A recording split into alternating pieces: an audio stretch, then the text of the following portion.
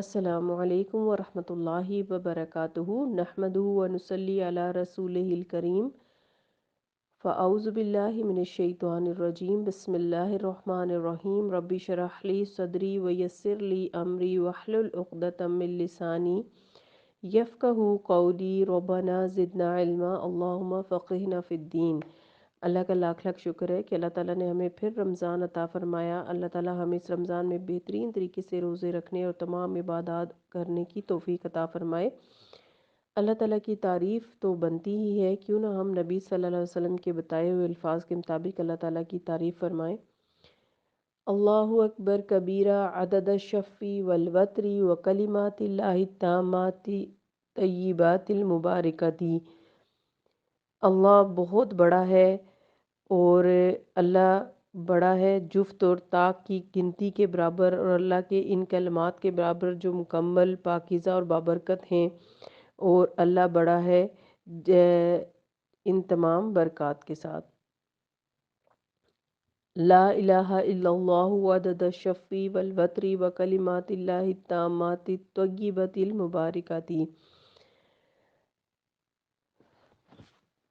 پہلا پارہ اور پہلے پارے کو ہم دعا سے شروع کریں گے۔ اللہم انی اسألک علما نافعا ورزقا طیبا وعملا متقبلا۔ اے اللہ، میں تجھ سے نفع مند علم، پاکیزہ رزق اور قبول کیے جانے والے عمل کا سوال کرتی ہوں۔ تو دیکھ لیتے ہیں کہ علم نافع جو ہم اللہ تعالیٰ سے مانگ رہے ہیں وہ کون سا علم ہوتا ہے، یعنی وہ علم جو انسان کی عقل، شعور، دل، دماغ ہر چیز کو روشن کر دے، اسے حقیقت کے بارے میں آگاہ کرے اور جس پر انسان عمل بھی کر سکے، جس سے انسان خود بھی فائدہ اٹھائے، دوسروں کو بھی فائدہ دے۔ رزقاً طیبہ کیا ہوتا ہے؟ طیب رزق یا پاک رزق کا مطلب ہے وہ رزق جو پاک، صاف، خوشگوار اور مزیدار ہو، جو دیکھنے میں بھی اچھا ہو اور کھانے میں بھی اچھا ہو، جس کے اثرات بھی اچھے ہوں اور جسے کھا کر انسان کو قوت حاصل ہو، اور جس کا ذریعہ آمدنی بھی حلال ہو، یعنی جو حلال طریقے سے حاصل کیا گیا ہو، خود اپنی ذات میں بھی وہ کھانا حلال ہو۔ عملاً متقبلاً کون سا ہوتا ہے؟ یعنی وہ عمل جو مقبول ہو، جو قبول ہو چکا ہو۔ متقبلاً کے لفظی معنی ہوتے ہیں قبول کر لیا گیا، یعنی جس کا قبول ہونا یقینی ہو، جو قبول ہو کر ہی رہے گا، جو قبول کر لیا گیا ہو۔ اللہ تعالیٰ ہمیں بھی ایسے عمل کی توفیق دے جو واقعی قبول ہو جائیں، آمین۔ حدیث رسول صلی اللہ علیہ وسلم کے مطابق ہر عمل کا دار و مدار اس کی نیت پر ہے، تو آئیے ہم بھی اپنی نیتوں کا جائزہ لے لیں کہ ہمارا کیا ارادہ ہے، ہم کیا چاہتے ہیں، ہم قرآن کیوں پڑھ رہے ہیں، کیا ہماری نیت اچھی ہے، اور کیا ہمارا دل، قلب متوجہ اللہ ہے، یعنی کیا میرا دل اللہ کی طرف متوجہ ہے۔ اچھی نیت کا معنی کیا ہوتا ہے؟ دل اللہ تعالیٰ کی طرف متوجہ ہو، لوگوں کی طرف نہیں۔ لوگ کیا کہیں گے، لوگ کیا سوچیں گے، لوگوں کی نظر میں کیسی لگ رہی ہوں، لوگ مجھے پسند کر رہے ہیں یا نہیں کر رہے، بلکہ والقلب متوجہ الی اللہ، یعنی دل اللہ کی طرف متوجہ ہو کہ میں جو کر رہی ہوں کیا وہ اللہ کو پسند ہے یا نہیں۔ تو ہم اپنی نیت کا کیسے جائزہ لے سکتے ہیں؟ تو اس کا حل بہت سادہ سا ہے کہ سوچئے کہ اس وقت آپ اپنے آپ کو اللہ تعالیٰ کی نگاہوں کے سامنے محسوس کر رہی ہیں۔ میرا رب مجھے دیکھ رہا ہے، مجھے امید ہے کہ فرشتوں کی مجلس میں میرا ذکر کر رہا ہوگا۔ قرآن مجید پڑھتے ہوئے ہمیں اس پر کیسے عمل کرنا ہوگا؟ ہر روز ہم ہر پارے میں سے کم از کم 3 ایسے نکات نکالیں گے جن میں کچھ کرنے کا حکم دیا گیا ہے۔ مثلاً قولوا للناس حسنا یا ایھا الناس اعبدوا ربکم، ان سب میں امر کا صیغہ ہے، یعنی ہمیں احکامات دیے جا رہے ہیں۔ ہمیں یہ نوٹ کرنے ہوں گے کہ اس آیت کے اندر مجھے اللہ تعالیٰ کیا کرنے کا حکم دے رہے ہیں، اور پھر اس کو نوٹ کرنے کے بعد ہمیں یہ دیکھنا ہے کہ کیا ہم اس پر عمل کر رہے ہیں یا نہیں، یعنی قرآن مجید پڑھنے کا میرا مقصد کیا ہے، میں اسے کیوں پڑھ رہی ہوں، یہ بھی ہم نے سوچنا ہے۔ آپ سب نے بھی قرآن مجید پڑھنے کا مقصد لکھنا ہے، اور اگر آپ نے مقصد کا تعین نہیں کیا تو آپ کچھ بھی حاصل نہیں کر سکیں گے۔ قرآن مجید کے ذریعے ہر صورت اپنی بخشش کروانی ہے انشاءاللہ تعالی۔ اس کے لیے اچھے اچھے کام کرنے ہیں، دعائیں بھی کرنی ہیں، تڑپنا، رونا ہے، اے اللہ بس آپ مجھے بخش دیں۔ اگر اللہ تعالیٰ بخش دیں تو ہماری نجات اور کامیابی ہوگی۔ اس کے علاوہ ہر پارے میں آنے والے اسماء حسنہ کے اوپر بھی ضرور نشان لگائیں، ہائی لائٹر پاس رکھیں اور اسے ہائی لائٹ کریں، نوٹ کریں کہ اس پارے میں اللہ سبحانہ وتعالیٰ کے کون کون سے اور کتنے کتنے نام آئے ہیں اور ان ناموں کا کیا مطلب ہے۔ ضرور آپ نے انشاءاللہ تعالیٰ ایسا کرنا ہے تاکہ آپ کو قرآن پاک کے ذریعے اللہ تعالیٰ کے خوبصورت ناموں کے بارے میں جانکاری ہو سکے۔ تو پہلے پارے کا آغاز کرتے ہیں۔ یا ربی لک الحمد کما ینبغی لجلال وجہک و عظیم سلطانک۔ سبحان اللہ والحمد للہ ولا الہ الا اللہ واللہ اکبر، سبحان اللہ والحمد للہ ولا الہ الا اللہ واللہ اکبر، ولا حول ولا قوة الا باللہ العلی العظیم۔ اے اللہ ان کلمات کو ہمارے لیے ہر چیز سے زیادہ محبوب بنا دیں اور ہمیں ان لوگوں میں شامل کر لیں جو واقعی خوشی اور دل جمعے کے ساتھ تیرا ذکر کرنے والے ہیں، آمین۔ رسول اللہ صلی اللہ علیہ وسلم نے فرمایا، سبحان اللہ والحمد للہ ولا الہ الا اللہ واللہ اکبر، میں ان کلمات کو ادا کروں، یہ مجھے ان تمام چیزوں سے زیادہ پیارا ہے جن پر سورج طلوع ہوتا ہے۔ یعنی اس دنیا میں جتنی بھی چیزیں ہیں، جن جن تک سورج پہنچتا ہے، چاہے وہ بڑی بڑی بلڈنگز ہوں، سونے چاندی اور جواہرات کے ڈھیر ہوں، یا دنیا کی کوئی بھی چیز ہو، کسی بھی قسم کی نعمت ہو، ان سب سے زیادہ محبوب مجھے ان کلمات کو پڑھنا ہے۔ کون سے کلمات؟ سبحان اللہ والحمد للہ ولا الہ الا اللہ واللہ اکبر۔ تو قرآن مجید جو ہے یہ اللہ سبحانہ وتعالیٰ کی کتاب ہے جو ہم سب کی ہدایت کے لیے آئی ہے۔ اس کتاب سے ہدایت حاصل کرنے کے لیے ضروری ہے کہ اس پر غور و فکر کیا جائے۔ اللہ تعالیٰ قرآن پاک سورہ محمد آیت نمبر 24 میں فرماتے ہیں، افلا یتدبرون القرآن، کیا یہ لوگ قرآن پاک میں غور و فکر نہیں کریں گے؟ سورہ قمر میں بھی اللہ تعالیٰ فرماتے ہیں، وَلَقَدْ يَسَّرْنَا الْقُرْآنَ لِلذِّكْرِ، ہم نے قرآن کو نصیحت کے لیے آسان کر دیا ہے۔ یعنی کوئی ہے پھر جو اس کے ذریعے سے نصیحت حاصل کرے۔ سورہ اسراء آیت نمبر 9 میں، اِنَّ هَٰذَا الْقُرْآنَ يَهْدِي لِلَّتِي هِيَ اقوم، بے شک یہ قرآن وہ راہ دکھاتا ہے جو سب سے زیادہ درست ہے۔ اس کتاب کو پڑھنے اور سمجھنے کے بعد آپ کو زندگی کا سب سے صحیح اور درست راستہ مل جاتا ہے۔ سورہ اسراء میں اللہ تعالیٰ فرماتے ہیں کہ وَيُبَشِّرُ الْمُؤْمِنِينَ، اور مومنوں کو خوشخبری دیتی ہے، یعنی یہ کتاب کن مومنوں کو دیتی ہے؟ الَّذِينَ يَعْمَلُونَ الصَّالِحَاتِ، سورہ اسراء آیت نمبر 9 میں اللہ تعالیٰ فرماتے ہیں وہ لوگ جو نیک عمل کرتے ہیں، یعنی جو اس کتاب کو پڑھنے کے بعد اس پر عمل کرنے والے ہیں، تو ان کو یہ کتاب خوشخبری دیتی ہے۔ کس چیز کی خوشخبری دیتی ہے؟ أَنَّ لَهُمْ أَجْرًا كَبِيرًا، کہ ان کے لیے بہت بڑا اجر ہے۔ لہٰذا اس کتاب کا پڑھنا، اس کے لیے تکلیف اٹھانا، خصوصاً غور و فکر و تدبر کے لیے کسی بھی قسم کی محنت کرنا، یہ انسان کے لیے اجر عظیم کا باعث ہوگا۔ اس لیے ہم اس نیت، ارادے، شوق اور دعا کے ساتھ قرآن مجید پڑھیں گے کہ اللہ سبحانہ وتعالیٰ ہمیں اس سے علم نافع حاصل کرنے کی توفیق دے، عمل صالح کی توفیق دے اور اجر کبیر عطا فرمائے، آمین۔ پھر اللہ سبحانہ وتعالیٰ نے اس کتاب کو نبی صلی اللہ علیہ وسلم کے ذریعے ہم تک پہنچایا اور آپ صلی اللہ علیہ وسلم نے بھی پہنچانے کا حق ادا کر دیا۔ سورہ انعام آیت نمبر 19 میں اللہ تعالیٰ نے فرمایا، وَأُوحِيَ إِلَيَّ هَٰذَا الْقُرْآنُ لِأُنذِرَكُم بِهِ وَمَن بَلَغَ، اور یہ قرآن میری طرف سے اس لیے وحی کیا گیا ہے کہ میں اس کے ذریعے تمہیں خبردار کروں اور انہیں بھی جن تک یہ پہنچے۔ تو آج یہ ہم تک پہنچا ہے، لہٰذا اس کو پڑھتے ہوئے ہمیں سنجیدگی اختیار کرنی ہے اور اللہ تعالیٰ سے ڈرتے ہوئے اس کو پڑھنا ہے، کیونکہ یہ کتاب کوئی کھیل نہیں ہے، کوئی شاعری نہیں، کوئی ہنسی مذاق کی چیز نہیں، بلکہ یہ ایک سنجیدہ کلام ہے۔ لہٰذا اس کو سیکھنے کے لیے ہمیں سنجیدگی اختیار کرنی ہے اور پھر اس کتاب کو دوسروں تک بھی پہنچانا ہے انشاءاللہ تعالیٰ۔ سورہ ابراہیم میں اللہ سبحانہ وتعالیٰ فرماتے ہیں، ھذا بلاغ للناس ولینذروا بہ، یہ تمام انسانوں کے لیے پیغام ہے تاکہ لوگ اس کے ذریعے ڈرائے جائیں، خبردار کیے جائیں، انہیں آگاہ کیا جائے، انہیں ان کے انجام کے بارے میں بتایا جائے۔ ھذا بیان للناس، آل عمران میں اللہ فرماتے ہیں کیونکہ یہ کتاب لوگوں کے لیے ایک بیان ہے۔ ھذا بصائر للناس، سورہ جاثیہ میں اللہ فرماتے ہیں یہ کتاب لوگوں کے لیے بصیرت کی روشنیاں ہیں اور یہی کتاب سیدھا راستہ دکھاتی ہے۔ وَأَنَّ هَٰذَا صِرَاطِي مُسْتَقِيمًا، سورہ انعام میں، اور یہ ہے میرا سیدھا راستہ۔ تو جو لوگ اس پر ایمان لائیں، اس کتاب کے مطابق اپنی زندگی کو ڈھال لیں، ان کے بارے میں قرآن پاک اس بات کی گواہی دیتا ہے کہ وہ ان کے لیے ہدایت اور شفا کا ذریعہ ہے۔ اور آیت نمبر فصلت میں اللہ فرماتے ہیں، قُلْ هُوَ لِلَّذِينَ آمَنُوا هُدًى وَشِفَاءٌ، کہہ دیجئے ایمان والوں کے لیے یہ کتاب ہدایت اور شفا ہے۔ وَنُنَزِّلُ مِنَ الْقُرْآنِ مَا هُوَ شِفَاءٌ وَرَحْمَةٌ لِّلْمُؤْمِنِينَ، اور ہم قرآن کے ذریعے سے وہ چیز نازل کرتے ہیں جو مومنوں کے لیے شفا اور رحمت ہے۔ لیکن اس کے برعکس جو لوگ اس پر ایمان نہ لائیں اور اس سے ہدایت نہ لیں، اس سے فیض حاصل نہ کریں، ان کے بارے میں سورہ نحل میں اللہ تعالیٰ فرماتے ہیں، ان الذین لا یؤمنون بآیات اللہ لا یہدیہم اللہ، بے شک جو لوگ اللہ کی آیات پر ایمان نہیں لاتے، اللہ ان کو ہدایت نہیں دیتا۔ یعنی جو اس کتاب کو چھوڑ کر کسی اور چیز سے ہدایت حاصل کرنا چاہیں گے وہ ہدایت نہیں پا سکتے۔ ہدایت ہم سب کی ضرورت ہے۔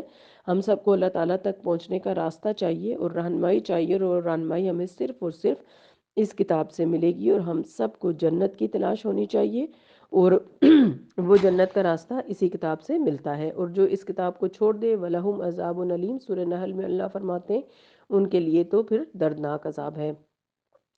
اور پیغمبر بھی پھر اس کے خلاف گواہی دیں گے، اِنَّ قَوْمِ اتَّخَذُوا هَٰذَا الْقُرْآنِ مَهْجُورًا، بے شک میری قوم نے اس قرآن کو چھوڑ دیا تھا۔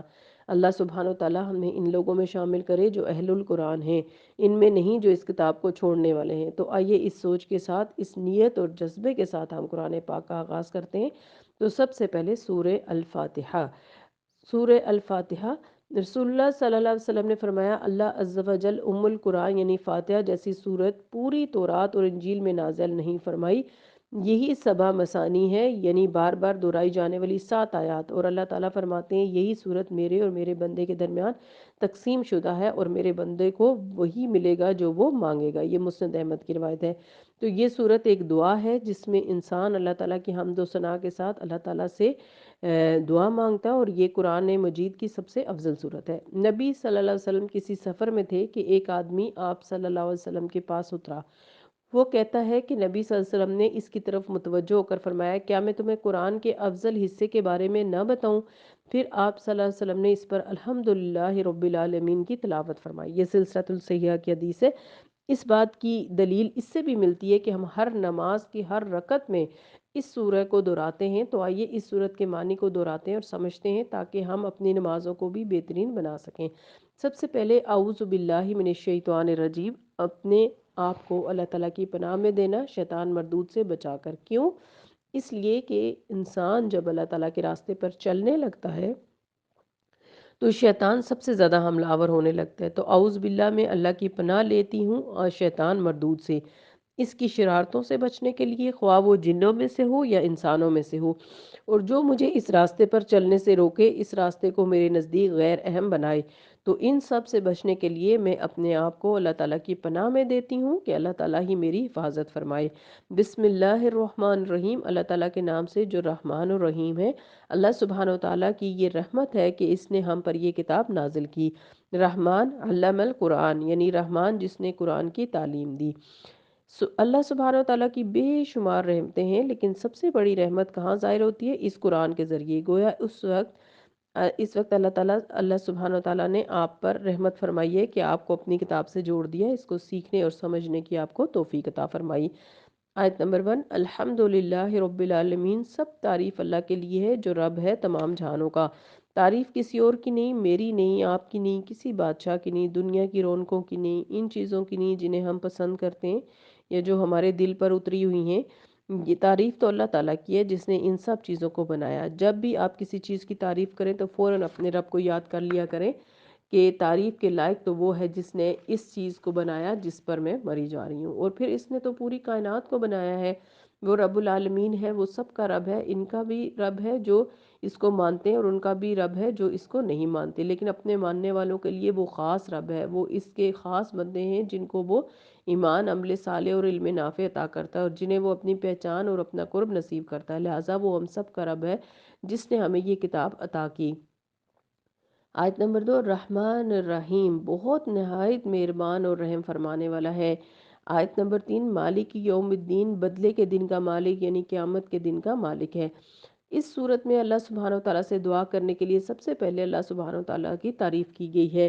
فضالہ بن عبید رضی اللہ عنہ بیان کرتے ہیں کہ ایک مرتبہ رسول اللہ صلی اللہ علیہ وسلم تشریف فرماتے کہ ایک شخص آیا اور اس نے نماز پڑھی، پھر فرمایا، اے اللہ مجھے بخش دے اور مجھ پر رحم فرما۔ رسول اللہ صلی اللہ علیہ وسلم نے فرمایا، اے نمازی تو نے جلدی کی، جب نماز پڑھ چکو تو بیٹھے رہو اور اللہ کی اس طرح حمد و ثنا بیان کرو جیسے کہ اس کے شایان شان ہے، پھر مجھ پر درود بھیجو اور پھر اس سے دعا مانگو۔ تو ہمیں کیا دعا کا طریقہ سکھایا جا رہا ہے کہ اللہ تعالیٰ کی تعریف کی جائے اور پھر نبی صلی اللہ علیہ وسلم پر درود بھیجا جائے اور پھر جو دعا مانگی جائے۔ ہم اللہ سبحانہ وتعالیٰ کے الاسماء الحسنیٰ کے ذریعے اس کا وسیلہ اور واسطہ دے کر دعا کرتے ہیں، کیونکہ اللہ تعالیٰ قرآن مجید میں خود فرماتا ہے، وَلِلَّهِ الْأَسْمَاءُ الْحُسْنَىٰ فَادْعُوهُ بِهَا، اور سب سے اچھے نام اللہ ہی کے ہیں تو اسے ان ناموں کے ساتھ پکارو۔ تو ہمیں اللہ سبحانہ وتعالیٰ کو پکارنے کے لیے ادب اور سلیقہ سیکھنا چاہیے۔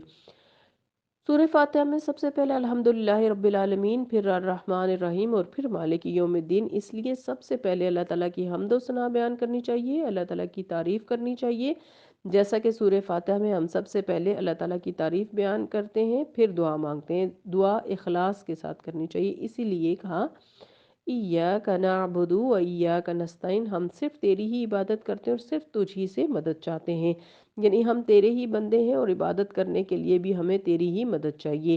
اہدنا الصراط المستقیم، ہمیں سیدھا راستہ دکھا۔ حقیقت یہ ہے کہ جب تک انسان کو سیدھا راستہ نہ ملے اس وقت تک وہ سخت خطرے میں رہتا ہے، کیونکہ اگر وہ کسی غلط راستے پر چل پڑا تو اس کا انجام بہت بھیانک ہونے والا ہے۔ اس لیے قیامت کے دن کوئی معمولی دن نہیں ہوگا، وہ بہت سخت دن ہے، وہ حساب کا دن ہے، جزا اور بدلے کا دن ہے۔ اس میں کامیابی کے لیے ضروری ہے کہ انسان کو اچھے برے کا فرق معلوم ہو، صحیح اور غلط کی پہچان ہو۔ اسی لیے ہم دیکھتے ہیں کہ جب یہاں اللہ تعالیٰ کی یہ صفت بیان کی گئی ہے اور اس کے فوراً بعد اللہ تعالیٰ کی عبادت اور دعا کی بات کی گئی ہے، تو اس کا مقصد بھی یہی ہے کہ انسان اپنی دعاؤں میں سب سے زیادہ ہدایت کی دعا مانگے، ہر نماز کے اندر ہدایت کی دعا مانگے تاکہ اللہ تعالیٰ کی طرف سے کامیابی نصیب ہو سکے۔ قیامت کا دن کیسا دن ہوگا؟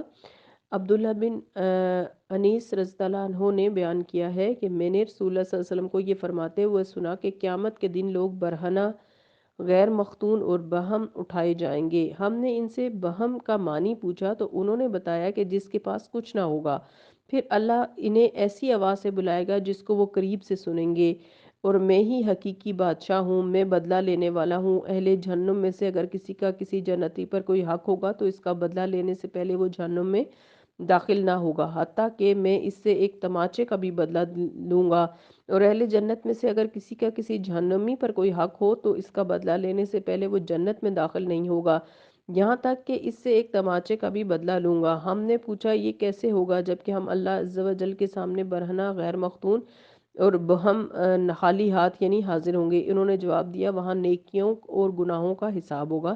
یہ مسند احمد کی روایت ہے۔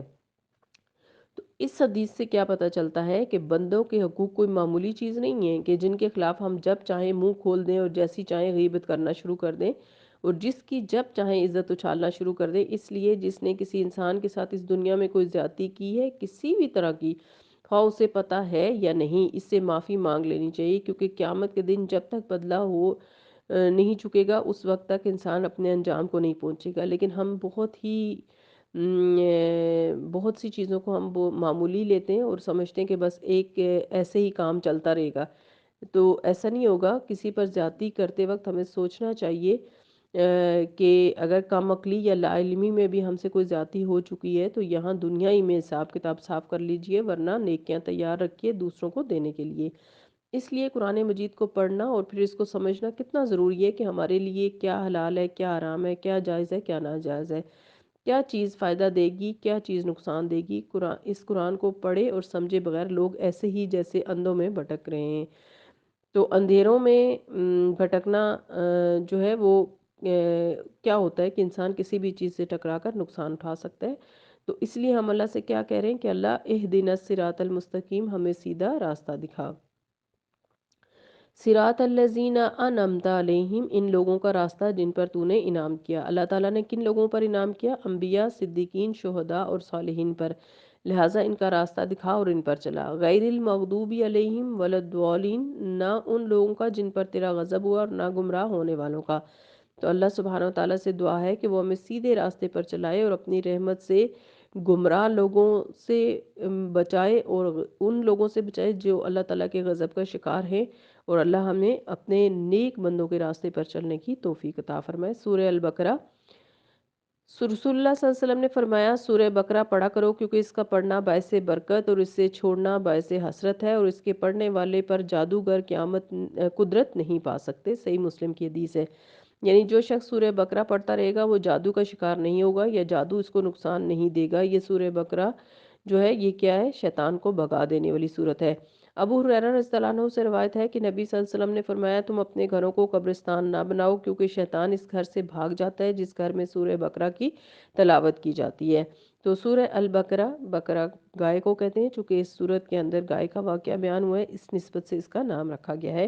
بسم اللہ الرحمن الرحیم، الف لام میم، ذالک الکتاب لا ریب فیہ ھدی للمتقین۔ الف لام میم، یہ وہ کتاب ہے جس میں کوئی شک نہیں، ہدایت ہے متقین کے لیے۔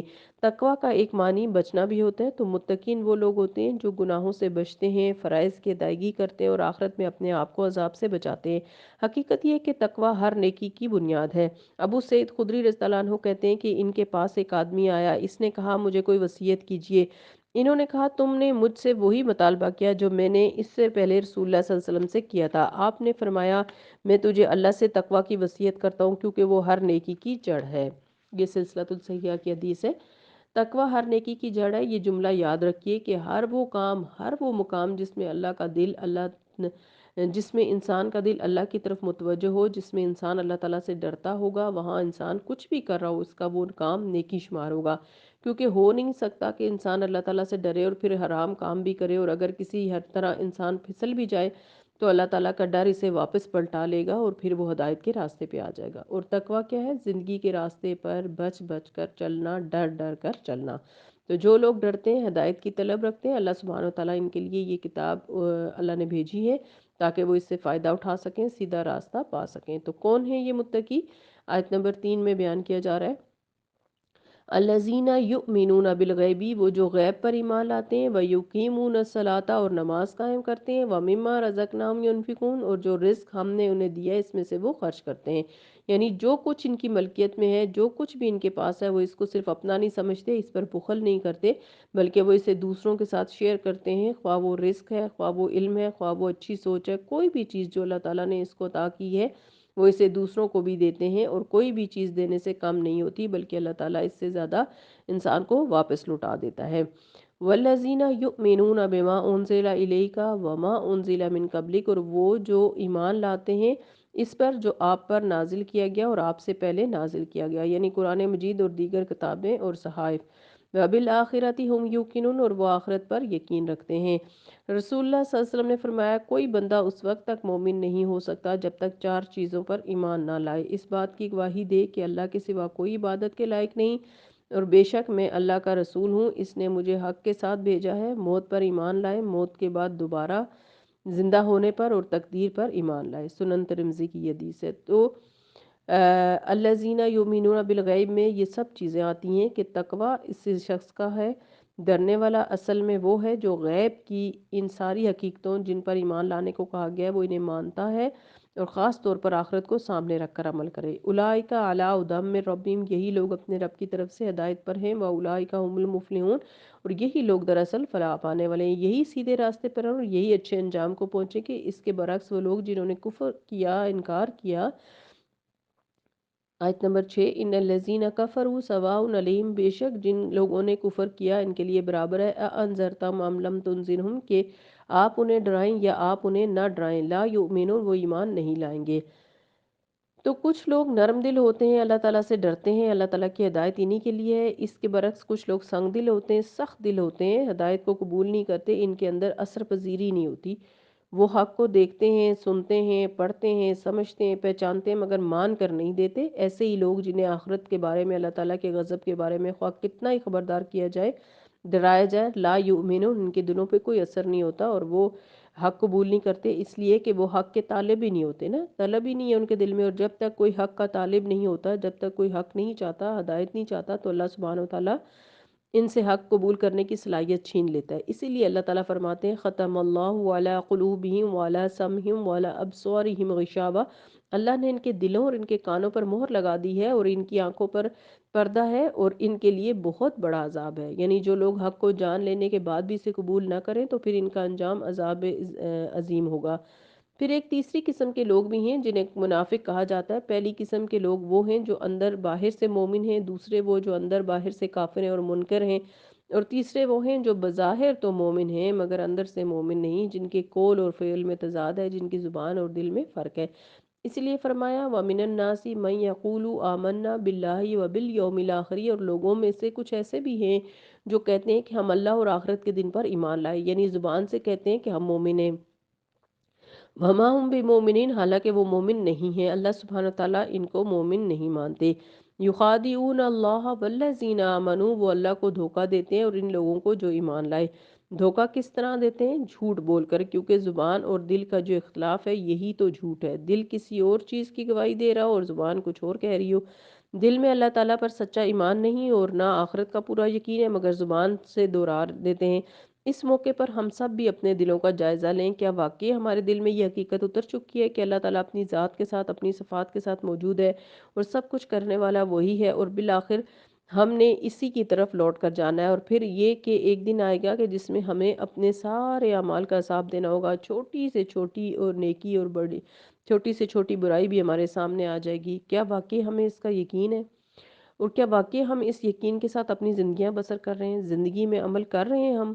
کہیں ایسا تو نہیں کہ یہ سب کچھ ہماری زبانیں تو دہراتی ہیں لیکن ایمان دلوں کے اندر ہی نہ اترا ہو۔ منافقت اس وقت تک ختم نہیں ہو سکتی جب تک ایمان دل کے اندر نہ اتر جائے، دل کے اندر سما نہ جائے۔ اس لیے بہت ضروری ہے کہ انسان جو کہ وہ واقعی اس کا مطلب بھی سمجھتا ہو۔ یخادعون اللہ والذین آمنو، اور جب انسان زبان اور دل کی اختلاف کا اور تضاد کا شکار ہوتا ہے تو وہ دراصل دوسروں کو دھوکہ دے رہا ہوتا ہے۔ وہ دوسروں کو بتا رہا ہوتا ہے کہ میں مومن ہوں، حالانکہ وہ ہوتا نہیں ہے، اور کسی سے اصل حقیقت چھپانا ہی تو دھوکہ ہوتا ہے۔ وما یخدعون الا انفسهم وما یشعرون، مگر وہ صرف اپنے آپ کو دھوکہ دے رہے ہیں، وہ اس کا شعور ہی نہیں رکھتے، انہیں اس بات کا احساس بھی نہیں کہ وہ غلط کر رہے ہیں۔ یاد رکھیں یہ بھی منافقت کی علامت ہے کہ انسان کو اپنی غلطی کا بھی احساس نہ ہو۔ یہ سب بڑا دھوکہ ہے جو انسان خود کو دیتا ہے، اپنی غلطی کو نہ جاننا، اپنی غلطی کو نہ ماننا، اپنی غلطی کا اعتراف نہ کرنا۔ آیت نمبر 10، فی قلوبہم مرض، ان کے دلوں میں ایک مرض ہے، ان کے دلوں میں دنیا کی محبت کی بیماری ہے، جن کی ترجیحات یعنی پرائرٹیز فرق ہے نا۔ ان کے اندر آخرت کی فکر نہیں، ان کے اندر صحیح ایمان نہیں، ان کا دل کھوکھلا ہے، ان کا دل مریض ہے۔ تو جن کے دل مریض ہوں ایسے لوگوں کو کبھی ایمانی صحت جو ہے وہ نصیب نہیں ہوتی۔ فزادہم اللہ مرضا، تو اللہ نے ان کے مرض کو اور زیادہ کر دیا، کیونکہ جب کسی مرض کا علاج نہ کیا جائے تو وہ مرض بڑھتا ہی چلا جاتا ہے۔ وَلَهُمْ عَذَابٌ عَلِيمٌ بِمَا كَانُوا يَكْذِبُونَ، اور ان کے لیے المناک عذاب ہے، دردناک عذاب ہے، اس لیے کہ وہ جھوٹ بولتے ہیں۔ ان کے دل میں کچھ اور ہے اور ان کی حقیقت کچھ اور ہے، واقعہ یہ کچھ اور ہے اور زبان کچھ اور کہتی ہے۔ یاد رکھیے منافقت کی سب سے بڑی علامت جھوٹ ہوتی ہے۔ قیس رضی اللہ عنہ کہتے ہیں کہ میں نے ابو بکر رضی اللہ عنہ کو یہ فرماتے ہوئے سنا، اے لوگو اپنے آپ کو جھوٹ سے بچاؤ کیونکہ جھوٹ ایمان سے الگ ہے۔ یہ مسند احمد کی روایت ہے۔ تو غلط بیانی ایمان سے الگ ہے، یعنی اگر کوئی شخص جھوٹ بولتا ہے تو اس کا ایمان اس سے رخصت ہو جاتا ہے۔ نبی صلی اللہ علیہ وسلم نے فرمایا تین خصلتیں جس میں ہوں گی تو وہ منافق ہوگا، اگرچہ وہ روزہ رکھے، نماز ادا کرے، حج اور عمرہ کرے اور یہ کہے کہ میں مسلمان ہوں۔ وہ خصلتیں یہ ہیں، جب بات کرے تو جھوٹ بولے، جب وعدہ کرے تو وعدہ خلافی کرے اور جب امانت دی جائے تو خیانت کرے۔ تو جامعہ صغیر کی یہ روایت ہے، یعنی یہ تین باتیں جس میں ہوں گی وہ منافق ہے، تو اس لیے ان تینوں باتوں سے ہمیں بچنا ہے۔ عائشہ رضی اللہ عنہ سے روایت ہے کہ کہتی ہیں کہ جھوٹ سے بڑھ کر کوئی عادل رسول اللہ صلی اللہ علیہ وسلم کے نزدیک، اور ایک روایت میں ہے کہ رسول اللہ صلی اللہ علیہ وسلم کے صحابہ رضی اللہ عنہ کے نزدیک زیادہ نفرت اور بغض والی نہ تھی۔ اور کوئی شخص آپ کے سامنے جھوٹ بولتا تو آپ صلی اللہ علیہ وسلم کا رویہ اس کے بارے میں بدلا رہتا، حتیٰ کہ معلوم ہو جاتا کہ اس نے توبہ کر لی ہے۔ یہ سلسلہ تو صحیحہ کی حدیث ہے، یعنی اگر کوئی شخص آپ صلی اللہ علیہ وسلم کے سامنے جھوٹ بولتا تو آپ صلی اللہ علیہ وسلم کا کا رویہ اس کے ساتھ بدل جاتا تھا، یعنی آپ اس کو توجہ نہ دیتے، اس کے ساتھ محبت والا تعلق نہ رکھتے، یہاں تک کہ وہ شخص جھوٹ کر لیتا، توبہ کر لیتا۔ رسول اللہ صلی اللہ علیہ وسلم نے فرمایا ان قریب لوگوں پر دھوکے اور فریب کے سال آئیں گے، اور ان میں جھوٹے کو سچا اور سچے کو جھوٹا، خائن کو امانت دار اور امانت دار کو خائن سمجھا جائے گا۔ تو آپ دیکھیے کہ ابھی ہم اسی دور سے گزر رہے ہیں۔ پھر دردناک عذاب کی ایک جھلک، نبی صلی اللہ علیہ وسلم نے فرمایا جب دوزکیوں کے سر پر گرم پانی ڈالا جائے گا، استغفر اللہ، تو وہ گرم پانی اندر کو اترتا ہوا پیٹ تک پہنچ جائے گا اور ان چیزوں کو کاٹ ڈالے گا جو پیٹ کے اندر ہیں، یعنی آنتیں وغیرہ، یہاں تک کہ وہ گرم پانی پیٹ کے اندر کی چیزوں کو کاٹتا اور گلاتا ہوا پیروں کے راستے سے باہر نکلے گا۔ اور السحر کے یہی معنی ہے، پھر وہ دوسکی کے جس کے ساتھ گرم پانی کا یہ عمل ہوگا پہلے جیسا ہو جائے گا، یعنی بار بار اس کو ٹھیک کیا جائے گا اور بار بار اس کے ساتھ یہ عمل ہوگا۔ تو ہم سب کو قرآن پڑھتے وقت اپنا ٹارگٹ یہ رکھنا ہے کہ مکمل طور پر ہم نے انشاءاللہ جھوٹ کو چھوڑ دینا ہے۔ سورہ حج میں بھی اللہ تعالیٰ فرماتے ہیں وَاجْتَنِبُوا قَوْلَ الزُّورِ، اور جھوٹی بات سے اجتناب برتو۔ رسول اللہ صلی اللہ علیہ وسلم نے فرمایا جہنم میں بختی اونٹوں کی گردنوں جیسے سانپ ہوں گے جو اگر کسی کو ایک مرتبہ ڈس لیں تو وہ 40 سال تک ان کا زہر محسوس کرتا رہے گا، اور جہنم میں خچروں جیسے بچھو ہوں گے جو اگر کسی کو ایک مرتبہ ڈس لیں تو وہ 40 سال تک ان کا زہر محسوس کرتا رہے گا۔ استغفر اللہ۔ اس لیے یہ کوئی معمولی عادت نہیں ہے، جھوٹ کو تو زندگی سے نکالنا ہی ہوگا۔ وقتی طور پر ماں باپ ناراض ہو سکتے ہیں، استاد ناراض ہو سکتا ہے، تو کیا ہوا، اللہ تعالیٰ کے اس کے بدلے اس سے بہتر چیز عطا کریں گے، لیکن جھوٹ کو چھوڑنا ہوگا۔ وَإِذَا قِيلَ لَهُمْ لَا تُفْسِدُوا فِي الْأَرْضِ قَالُوا إِنَّمَا نَحْنُ مُصْلِحُونَ، اور جب ان سے کہا جاتا ہے کہ زمین میں فساد نہ کرو تو وہ کہتے ہیں کہ ہم تو اصلاح کرنے والے ہیں، یعنی ہم تو سب ٹھیک کر رہے ہیں، اپنے بگاڑ کو، اپنی خرابی کو وہ اصلاح کا نام دیتے۔ خبردار، بے شک یہی لوگ فساد کرنے والے ہیں لیکن وہ شعور نہیں رکھتے، یعنی ان کو سمجھ نہیں، کیونکہ ان کے دل مریض ہیں، یہ سوچنے سمجھنے کی صلاحیت نہیں رکھتے۔ اور جب ان سے کہا جاتا ہے کہ ایمان لاؤ جس طرح لوگ ایمان لائے، یعنی صحابہ کرام کی طرح سچے مخلص مومنوں کی طرح ایمان لاؤ، تو انہوں نے یہی جواب دیا کہ کیا ہم ایمان لائیں جس طرح بے وقوف لوگ ایمان لائے، یعنی صحابہ کرام رضی اللہ عنہم جو ہے ان کی نظر میں بے وقوف تھے کیونکہ وہ جھوٹ نہیں بولتے تھے۔ آج کل بھی آپ دیکھیں جو جھوٹ بولتا ہے اس کو سمارٹ کہا جاتا ہے، اور جو سچا اور کھرا ہو اسے بے وقوف کہا جاتا ہے۔ خبردار، یقیناً یہ خود ہی بے وقوف ہیں لیکن وہ جانتے نہیں۔ اور یہ لوگ جب ان سے ملتے ہیں جو ایمان لائے تو کہتے ہیں کہ ہم ایمان لے آئے، اور جب اپنے شیطانوں کے پاس تنہا ہوتے ہیں تو کہتے ہیں کہ یقیناً ہم تمہارے ساتھ ہیں، ہم تو صرف مذاق کر رہے ہیں، یعنی اپنے لیڈرز کے ساتھ وفاداری کا اظہار کرتے ہیں۔ اللہ ان سے مذاق کر رہا ہے اور انہیں ان کی سرکشی میں مہلت دیے جا رہا ہے اور وہ بھٹکتے پھرتے ہیں۔ اگر دنیا میں ان کو وقتی طور پہ فائدہ حاصل رہے تو اس پر بڑے خوش ہوتے ہیں، حالانکہ یہ اللہ سبحانہ وتعالیٰ کی طرف سے امتحان ہوتا ہے اور مہلت ہوتی ہے، عذاب ہی کی ایک قسم ہوتی ہے اللہ کی طرف سے گناہوں کے باوجود مہلت ملنا۔ یہی وہ لوگ ہیں جنہوں نے ہدایت کے بدلے گمراہی خریدی، نہ ان کی تجارت ہی فائدہ مند ہوگی نہ وہ ہدایت پانے والے ہیں۔ ان کی مثال اس شخص کی طرح ہے جس نے آگ جلائی، پھر جب آگ نے اس کے ماحول کو روشن کر دیا تو اللہ نے اس کا نور سلب کر دیا، انہیں اندھیروں میں چھوڑ دیا، وہ نہیں دیکھ پاتے، وہ بہرے ہیں، گنگے ہیں، اندھے ہیں، پس وہ نہیں لوٹتے۔ یعنی جب روشنی ہوتی ہے تو ہر چیز کی حقیقت سامنے آ جاتی ہے، جب قرآن کا نور، دین کا علم سامنے آتا ہے تو ہمیں اپنی اچھائیاں برائیاں سمجھ آنے لگتی ہیں نا، اپنی غلطیاں نظر آتی ہیں۔ لیکن منافقین کی مثال دی گئی ہے کہ ایسے لوگ ہیں جو حق کو فالو نہیں کرتے، حق کے مطابق خود کو نہیں بدلتے، وہ حق کو اپنی مرضی کے تابع کرنا چاہتے ہیں، تو ایسے لوگ اس نور سے، اس ہدایت سے، اس روشنی سے کچھ فائدہ نہیں ہوتا، وہ پلٹتے نہیں، اصلاح نہیں کرتے، حق کی طرف نہیں لوٹتے، اپنی غلطیوں کو نہیں چھوڑتے۔ یا ان کی مثال زوردار بارش کی طرح ہے جو آسمان سے برس رہی ہو، جس میں اندھیرے ہوں، گرج اور بجلی ہو، وہ کڑک سے ڈر کر موت سے بچنے کے لیے اپنی انگلیاں کانوں میں ٹھوس لیتے ہیں، اللہ کافروں کو گھیرنے والا ہے۔ تو کچھ اور لوگ ہوتے ہیں جو ہدایت کا نور علم آنے کے باوجود بھی نہیں بدلتے، وہ لوگ ہوتے ہیں جو اس دین کو قبول کرنے سے ڈرتے ہیں۔ کن سے ڈرتے ہیں؟ لوگوں سے ڈرتے ہیں، دنیا کے فائدے جانے سے ڈرتے ہیں کہ اگر ہم نے سچ بولنا شروع کر دیا تو ہمارا بزنس ڈاؤن ہو جائے گا، ہمیں اس جاب سے نکال دیا جائے گا، ہماری لوگوں کے اندر کوئی حیثیت ہی نہیں رہے گی، وقت ہی نہیں رہے گی، ہم لوگوں کے اندر شیخیاں نہیں بگاڑ سکیں گے اور اپنے آپ کو وہ ظاہر نہیں کر سکیں گے جو وہ ہیں ہی نہیں۔ تو ایسی صورت میں جب انہیں پتہ چل بھی جاتا ہے تو وہ آگے بڑھتے اور دین کے لیے صرف اپنی مرضی کے احکامات لیتے ہیں جن پر چلنا آسان ہوتا ہے، اور جب اندھیرا آتا ہے، مشکل وقت آتا ہے تو پیچھے پلٹ جاتے ہیں۔ تو اللہ سبحانہ وتعالیٰ انہیں مہلت دیے ہوئے ہیں، اللہ تعالیٰ چاہے تو ان کی صلاحیت مکمل طور پر سلب کر لے، چھین لے، لیکن اللہ تعالیٰ ان کو موقع دے رہے ہیں شاید کہ یہ پلٹ آئیں۔ پھر فرمایا آیت نمبر 20، قریب ہے کہ بجلی ان کی آنکھوں کو لے جائے، جب بھی بجلی ان کے لیے روشنی کرتی تو وہ اس میں چل پڑتے ہیں، اور جب وہ ذرا اچھا حالات ہوتے ہیں تو کچھ نہ کچھ عمل بھی کر لیتے ہیں، اور جب ان پر اندھیرا کرتی ہے تو وہ کھڑے رہ جاتے ہیں، اور اگر چاہتا تو اللہ چاہتا تو ان کے کانوں اور ان کی آنکھوں کو لے جاتا، بے شک اللہ ہر چیز پر قادر ہے۔ یعنی ابھی بھی ان کے لیے توبہ کا دروازہ کھلا ہے۔ یا ایھا الناس، اے لوگو، یہ قرآن سب انسانوں کے لیے نا، سب کو مخاطب کر کے کہا جا رہا ہے۔ یا ایھا الناس اعبدوا ربکم الذی خلقکم، اپنے رب کی عبادت کرو جس نے تمہیں پیدا کیا، والذین من قبلکم، اور ان لوگوں کو بھی جو تم سے پہلے تھے، کیوں؟ لعلکم تتقون، تاکہ تم بچ سکو، کیونکہ جس رب نے تمہیں پیدا کیا اس نے یہ ساری نعمتیں دی ہیں، تمہیں پلٹ کر اسی کی طرف واپس جانا ہے اور تمہارا حساب اللہ تعالیٰ ضرور لے گا۔ اور اگر تم نے یہ ٹیسٹ پیریڈ اس کی مرضی کے مطابق نہیں گزارا تو پھر تمہاری شامت آ جائے گی۔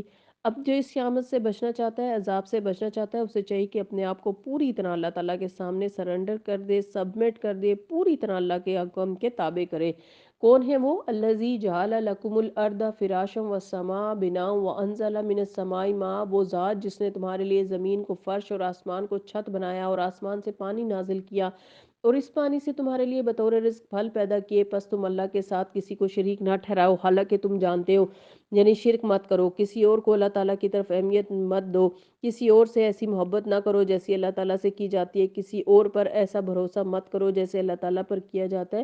تو کل انابت رجوع سب کا سب اللہ کے لیے، عبادت سجدہ دعا آہوزاری اور سارے اعمال صرف اپنے رب کے لیے ہو، اسی کا نام عبادت ہے۔ آیت نمبر 23، وَإِن كُنتُمْ فِي رَيْبٍ مِّمَّا نَزَّلْنَا عَلَىٰ عَبْدِنَا، اگر تمہیں اس قرآن میں شک ہے جو ہم نے اپنے بندے پر نازل فرمائی ہے محمد صلی اللہ علیہ وسلم، تو اسی طرح کی ایک صورت تم بھی بنا لاؤ اور اللہ کے سوا اپنے مددگاروں کو بھی بلا لاؤ اگر تم سچے ہو۔ اور ہاں، عبادت کرنے کے لیے تو پھر قرآن مجید کی طرف رجوع کرنا ہوگا نا۔ اگر قرآن مجید کے بارے میں تمہیں شک ہے تو پھر کیا کرو؟ چیلنج کیا گیا ہے کہ یہ قرآن سچی کتاب ہے، کوئی اور اس کے مقابلے میں ایسی کتاب نہیں لا سکتا۔ تو کتاب کیا، ایک صورت بھی نہیں۔ تو پھر اپنے سارے ہم نواؤں کو جمع کر لو، ساری دنیا کے اسکالرز کو اکٹھا کر لو، اگلوں پچھلوں کو اکٹھا کرو، جنوں انس کو اکٹھا کرو، تاکہ اس جیسی ایک صورت بنائیں۔ اللہ کو چھوڑ کر باقی جس چیز کی چاہے مدد لے لو، اگر تم سچے ہو یہ کام کر کے دکھاؤ۔ پھر آیت نمبر 24، اگر تم نے ایسا نہ کیا اور تم ہرگز ایسا نہ کر سکو گے تو بچو اس آگ سے جس کا ایندھن انسان اور پتھر ہیں، جو کافروں کے لیے تیار کی گئی ہے۔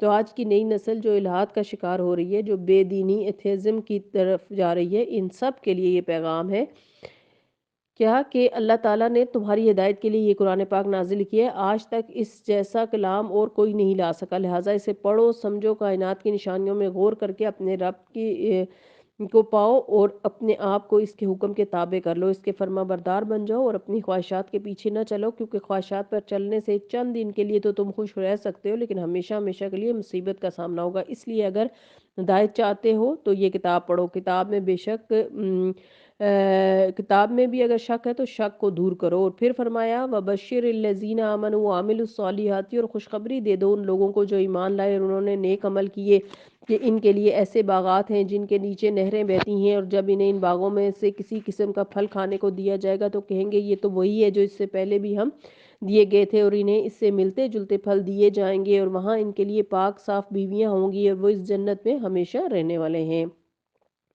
یعنی اگر تم ایمان لا کر نیک عمل کرو گے، اس کتاب کے مطابق اپنی زندگی بسر کرو گے، تو تمہارے لیے ہمیشہ کی خوشیاں ہیں، وہاں ان کے لیے پاکیزہ بیویاں ہوں گی اور وہ وہاں ہمیشہ رہیں گے، یعنی کبھی موت نہیں آئے گی، بڑھاپا نہیں ہوگا، بھوک نہیں ستائے گی، گرمی نہیں ہوگی، سردی نہیں ہوگی، نہ بیماری نہ تکلیف آئے گی۔ وہ ہے اصل گھر، وہ اصل زندگی ہے جس کے لیے ہمیں اس دنیا میں کام کرنا ہے۔ آیت نمبر 26، ان اللہ لا یستحیی ان یضرب مثلا بعوضۃ فما فوقها، بے شک اللہ اس سے نہیں شرماتا، یعنی اللہ تعالیٰ اس بات سے نہیں شرماتا کہ وہ بیان کرے مثال۔ قرآن نے یہ چیلنج کیا اس جیسی کتاب، اس جیسی صورت تم بنا لاؤ۔ جب کوئی نہ بنا سکا تو پھر لوگ قرآن میں مین میں نکالنے لگے، معمولی چیزوں کی مثالیں کیوں دی جا رہی ہیں؟ تو اللہ سبحانہ و تعالیٰ کا یہ انداز ہے، اللہ تعالیٰ نے ان کی نفسیات کو سمجھتے ہوئے انہیں اپنی ایک چھوٹی سی مخلوق کی مثال دے کر بات سمجھائی۔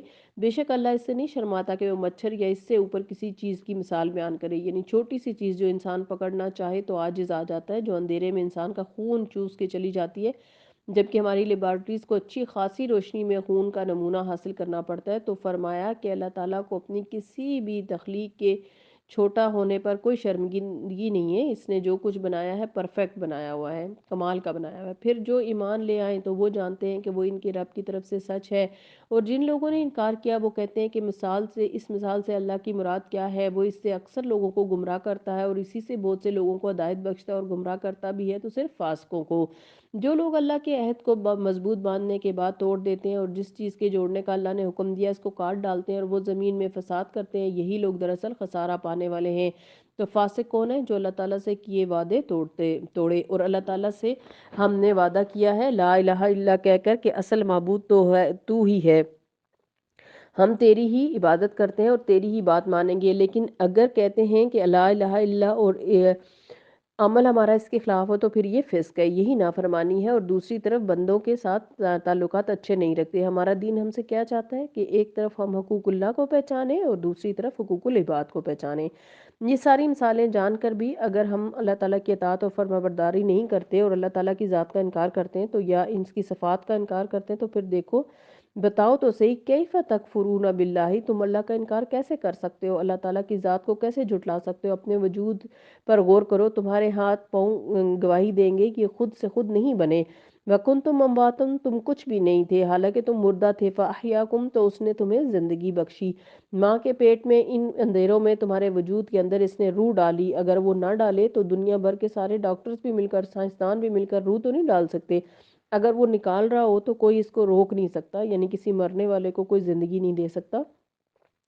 ثم یمیتکم، پھر وہی تمہیں موت دے گا، ثم یحییکم، پھر وہی تمہیں زندہ کرے گا، تو پھر زندگی دے گا، کیونکہ ہر چیز جوڑے میں ہے نا، تو موت اور زندگی یہ بھی ایک جوڑا ہے۔ پھر کیا اس کے بعد معاملہ ختم؟ نہیں، ثم الیہ ترجعون، پھر اسی کی طرف تم لوٹائے جاؤ گے، کس لیے؟ حساب کتاب کے لیے۔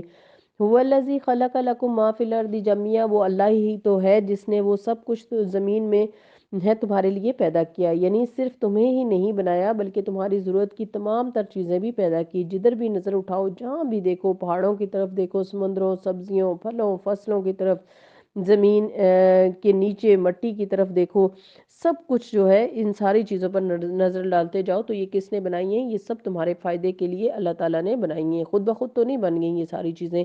ثم استوى الى السماء، پھر وہ آسمان کی طرف متوجہ ہوا تو ان کو ٹھیک کر کے 7 آسمان بنا دیا، اور ہر چیز کا خوب علم رکھنے والا ہے۔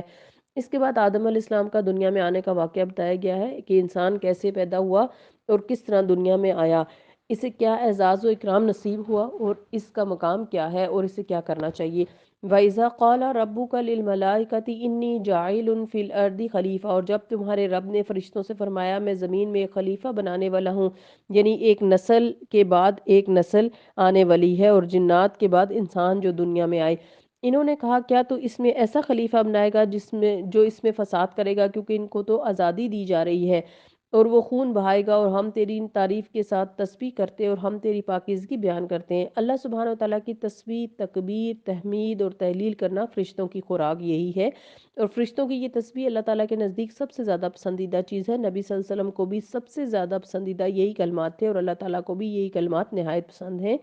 سیدنا ابو ہریرہ رضی اللہ عنہ سے روایت ہے، رسول اللہ صلی اللہ علیہ وسلم نے فرمایا 2 کلمے ہیں جو زبان پر ہلکے، میزان پر بھاری اور رحمان کو بہت پسند ہیں، سبحان اللہ و بحمدہ سبحان اللہ العظیم۔ تو یہ کلمے آپ کو آتے ہوں گے یقیناً، اور آپ سوچئے کہ اللہ تعالیٰ ہم سب پر کس قدر مہربان ہے کہ اس نے ہمیں اپنے نبی صلی اللہ علیہ وسلم کے ذریعے یہ سب کچھ بتا دیا۔ اگر اللہ تعالیٰ ہمیں نہ بتاتا کہ اس کی پسند کیا ہے تو ہم کیا کر سکتے تھے؟ جو لوگ اللہ تعالیٰ سے محبت کرتے ہیں وہ کیا چاہتے ہیں کہ انہیں یہ سب پتہ چلے کہ اللہ تعالیٰ کو کیا پسند ہے، تو اب ہم سب کو بھی پتہ ہے، اس لیے ہم بھی کثرت سے یہ تسبیح کریں گے انشاءاللہ۔ اللہ تعالیٰ فرماتا ہے وہ جانتا ہے جو کچھ تم نہیں جانتے۔ آیت نمبر 31، اور اس نے آدم کو سب کے سب نام سکھا دیے، پھر انہیں فرشتوں کے سامنے پیش کیا تو فرمایا اگر تم سچے ہو تو مجھے ان کے نام بتاؤ۔ انہوں نے کہا کہ تو ہی پاک ہے، جتنا علم تو نے ہمیں بخشا ہے اس کے سوا ہم نہیں جانتے، بے شک تو خوب علم رکھنے والا، بہت حکمت والا ہے۔ اللہ نے فرمایا اے آدم تم انہیں ان کے نام بتاؤ۔ پھر جب اس نے انہیں یعنی آدم نے انہیں فرشتوں کو ان کے نام بتائے تو اللہ نے فرمایا کیا میں نے تمہیں کہا نہ تھا کہ بے شک میں آسمانوں اور زمین کے غیب جانتا ہوں، اور میں جانتا ہوں جو تم ظاہر کرتے ہو اور جو تم چھپاتے ہو۔ تو یہاں پر آدم کا اعزاز کیا تھا فرشتوں کے مقابلے میں؟ کس بنا پر؟ علم کی بنا پر۔ لہٰذا ہم سب کو بھی اپنی زندگی میں سب سے زیادہ اہمیت جس چیز کو دینی چاہیے اور وہ کیا ہے؟ علم ہے۔ اسی میں عزت ہے اور اسی سے انسان کا مقام اور وقار بنتا ہے، اور پھر وہ علم جو انسان کے اندر تقویٰ پیدا کرے، اللہ تعالیٰ کی پہچان کروائے، کیونکہ انا اکرمکم عند اللہ اتقاکم، بے شک اللہ کے نزدیک تم میں سب سے زیادہ عزت والا وہ ہے جو تم میں سب سے زیادہ پرہیزگار ہے۔ اور جب ہم نے فرشتوں سے کہا کہ تم آدم کو سجدہ کرو تو ان سب نے سجدہ کیا سوائے ابلیس کے، اس نے انکار کیا اور تکبر کیا، اور وہ انکار کرنے والوں میں سے ہو گیا۔ تو فرشتے آدم کے آگے جھک کے رہے تھے، فرشتے جھک گئے مگر ابلیس نہیں جھکا۔ دونوں میں کوئی فرق ہے؟ ایک انسان جھکتا ہے، ایک انسان نہیں جھکتا۔ دونوں میں کوئی فرق ہے نا؟ ایک انسان نماز پڑھتا اور ایک نہیں پڑھتا، ایک اللہ کی بات مانتا اور ایک نہیں مانتا، دونوں میں کوئی فرق؟ جی ہاں، ان کے نہ جھکنے کی وجہ سے وستکبرا یعنی تکبر، میں بڑی چیز ہوں، اس طرح وہ نافرمانوں میں شامل ہو گیا۔ اور ہم نے کہا اے آدم تم اور تمہاری بیوی دونوں جنت میں رہو اور جہاں سے چاہو بے روک ٹوک کھاؤ، لیکن اس درخت کے پاس نہ جانا ورنہ تم دونوں ظالموں میں سے ہو جاؤ گے۔ پھر شیطان نے ان دونوں کو وہاں سے پھسلا دیا اور جس میں وہ تھے ان سے نکلوا دیا، اور ہم نے کہا کہ اتر جاؤ یہاں سے، تم ایک دوسرے کے دشمن ہو گئے اور تمہارے لیے زمین میں ایک مدت تک ٹھکانا اور فائدہ اٹھانا ہے۔ اس طرح انسان زمین پر اتر آیا۔ پھر آدم نے اپنے رب سے کچھ کلمات سیکھ لی اور معافی مانگی تو اس نے اس پر مہربانی کی، بے شک وہ بہت توبہ قبول کرنے والا اور بہت رحم کرنے والا ہے۔ تو آدم علیہ السلام نے بھی وقتی طور پر اللہ تعالیٰ کی بات بھلا دی، تو اس کا نقصان کیا ہوا؟ اللہ تعالیٰ ناراض ہو گئے، اور پھر اس ناراضگی کو دور کرنے کا طریقہ کیا تھا؟ توبہ اور استغفار کرنا۔ ہم سب غلطیاں کرتے ہیں، اس پر ہم نے بھی اللہ تعالیٰ سے ہی بخشش مانگنی ہوتی ہے انشاءاللہ۔ اللہ تعالیٰ سے دعا بھی کرنی ہے اور کوشش محنت اور جد و جہد بھی کہ اللہ تعالیٰ ہم سب کو بخش دے، اور اس کے لیے کیا کرنا ہے؟ وہی کلمات جو آدم علیہ السلام کو سکھائے گئے تھے۔ سورہ اعراف آیت نمبر 23 میں آتا ہے ربنا ظلمنا انفسنا وان لم تغفر لنا وترحمنا لنکونن من الخاسرین۔ خوب پڑھنے ہیں، اور جو یونس علیہ السلام نے معافی کے کلمات پڑھے تھے لا الہ الا انت سبحانک انی کنت من الظالمین، یہ بھی پڑھتے رہنا ہے اور اپنے گناہ کو یاد کرنا ہے، اپنی غلطی کو یاد کرتے ہوئے یہ کلمات پڑھتے رہنا ہے تاکہ اللہ ہمیں معاف کر دیں۔ کل نہبتوا منہا جميعا، ہم نے کہا تم سب یہاں سے اتر جاؤ، پھر جب تمہارے پاس میری طرف سے کوئی ہدایت آئے تو جس نے میری ہدایت کی پیروی کی ان پر نہ کچھ خوف ہوگا اور نہ وہ غمگین ہوں گے۔ تو خوف اور رنج کس کے لیے نہیں؟ جو ہدایت کی پیروی کرے۔ تو ہمیں کیا کرنا ہے؟ ہدایت کی پیروی کرنی ہے، صرف کرنی نہیں بلکہ اس کے لیے دعا بھی مانگنی ہے۔ کون سی دعا؟ اہدنا الصراط المستقیم، یعنی چلتے پھرتے ہمیں یہ دعا مانگنی ہے، صرف نماز میں نہیں، شعوری طور پہ۔ آیت نمبر 39 والذین کفروا وکذبوا بآیاتنا اولئک اصحاب النار هم فیہا خالدون، اور جنہوں نے انکار کیا اور ہماری آیات کو جھٹلایا وہ دوزخ والے ہیں، وہ اس میں ہمیشہ رہنے والے ہیں۔ تو اللہ تعالیٰ نے انجام بھی بتا دیا کہ جو اس کی بات نہیں مانے گا پھر اس کا انجام کیا ہوگا۔ اس کے بعد بنی اسرائیل سے خطاب ہے۔ بنی اسرائیل ہم سے پہلے ایک امت تھی جس میں اللہ تعالیٰ نے بے شمار انبیاء بھیجے، کتابیں بھیجیں، ان کو ہر طرح سے فضیلت عطا کی، لیکن جب انہوں نے اللہ تعالیٰ کی بات نہ مانی، انہوں نے ان سب چیزوں کو فور گرانٹیڈ لیا، جیسے ہم اپنے مسلمان ہونے کو فور گرانٹیڈ لیتے ہیں، کوئی اہمیت نہیں دیتے، قرآن پڑھنے کو، ان سب نعمتوں کے ملنے کو ہم بس کوئی خاص بات نہیں سمجھتے۔ تو ہم تو لا الہ الا اللہ پڑھے ہوئے ہیں، ہم تو مسلمان ہیں، ہمیں کوئی چیز نقصان نہیں دے سکتی، ہم جو چاہے کر لیں، ہم بھی اللہ تعالیٰ کے بڑے لاڈلے ہیں، باقی سب تو جہنم میں جائیں گے، لیکن چونکہ ہم لا الہ الا اللہ پڑھ چکے ہیں اس لیے ہم کسی چیز کا ہمیں کوئی خطرہ نہیں ہے۔ تو بنی اسرائیل کے بھی عقائد میں کچھ خرابیاں آ گئیں۔ جب عقائد میں خرابیاں آتی ہیں تو پھر اعمال خود بخود بگڑنے لگتے ہیں، کیونکہ عمل کی خرابی کی اصل وجہ ہی عقیدے کی خرابی ہوتی ہے۔ تو انسان کا ایمان کمزور ہونے لگتا ہے، انسان کی سوچ بگڑنے لگتی ہے، تو پھر اس کا عمل، اس کی گفتگو، اس کا رویہ، دوسروں کے ساتھ تعلقات، سب کے اندر خرابی آتی ہے، کیونکہ انسان کے اندر اللہ تعالیٰ کا ڈر نہیں ہوتا۔ اللہ سبحانہ وتعالیٰ نے امت مسلمہ کو خطاب کرنے سے پہلے پچھلی امت کو ایک دفعہ پھر دعوت دی کہ تم اب بھی اس پیغمبر کو، محمد صلی اللہ علیہ وسلم کو، جو تم تمام عقائد کی خرابیاں دور کرنے کے لیے آئے ہیں، ان پر ایمان لاؤ، ان کی بتائی ہوئی تعلیمات پر چلو تو تمہیں دنیا اور آخرت میں عزت ملے گی۔ اس کے ساتھ ساتھ اللہ تعالیٰ نے پچھلی قوم کی خرابیوں کا بھی ذکر کیا۔ کیوں ذکر کیا؟ تاکہ ہم ان چیزوں سے بچ سکیں جس کی وجہ سے ان پر اللہ کا غضب ٹوٹا۔ تو اس کے بارے میں ہم دیکھتے ہیں کہ اللہ تعالیٰ کیا فرماتے ہیں۔ آیت نمبر 40 یا بنی اسرائیل، اے بنی اسرائیل، اے اسرائیل کے بچوں، اذکروا نعمتی التی انعمت علیکم، میری اس نعمت کو یاد کرو جو میں نے تم پر انعام کی، یعنی دین اور دنیا دونوں میں خوشحالی، فضیلت۔ وَأَوْفُوا بِعَہْدِی أُوفِ بِعَہْدِکُم، اور میرے عہد کو پورا کرو جو تم نے مجھ سے کیا تھا کہ میں تمہارے عہد کو پورا کروں گا جو میں نے تم سے کیا تھا۔ یعنی عہد کیا تھا کہ ہم اللہ کی فرما برداری کریں گے اور اللہ ہمیں جنت میں ڈالیں گے۔ یعنی تم تورات کے احکامات کی پابندی کرو تو میں بھی تمہیں دنیا اور آخرت میں کامیابیاں دوں گا۔ وَإِيَّايَ فَارْهَبُونِ، اور مجھی سے ڈرتے رہو کیونکہ اللہ کا ڈر انسان کو سیدھا راستہ دکھاتا ہے۔ اور ایمان لاؤ اس چیز پر جو میں نے اپنے نبی صلی اللہ علیہ وسلم پر نازل کی، یعنی قرآن مجید پر ایمان لاؤ۔ اس سے پتہ چلتا ہے کہ اب تمام لوگوں کو، تمام انسانوں کو اپنی نجات کے لیے اس کتاب پر ایمان لانا ہوگا، پہلے وہ چاہے یہود رہے ہوں، نصارہ رہے ہوں، کافر ہیں، ہندو ہیں، جو بھی ہیں، لیکن اب کامیابی کیا ضمانت ہے کہ وہ قرآن پاک اور رسول اللہ پر ایمان لائیں؟ تو جو تصدیق کرنے والی ہے اس کی جو تمہارے پاس ہے، اور تم سے پہلے اس کا انکار کرنے والے نہ بنو، تم سب سے پہلے اس کا انکار کرنے والے نہ بنو، اور میری آیات کے بدلے تھوڑی سی قیمت نہ لو، اور مجھے سے ڈرو، یعنی میرے دین اور اس کتاب کے ذریعے دنیا مت کماؤ، اور حق کو باطل کے ساتھ نہ ملاؤ، یعنی دنیا کے فائدے حاصل کرنے کے لیے دین کے احکامات کو مت بدلو، اور سچی بات کو نہ چھپاؤ حالانکہ تم خود علم رکھتے ہو، کیونکہ حق حق ہے خواہ کسی کو کڑوا ہی کیوں نہ لگے۔ وَأَقِیمُوا الصَّلَاةَ وَآتُوا الزَّکَاةَ، اور نماز قائم کرو اور زکوٰۃ ادا کرو، اور رکوع کرنے والوں کے ساتھ رکوع کرو، یعنی اجتماعی عبادت کرو۔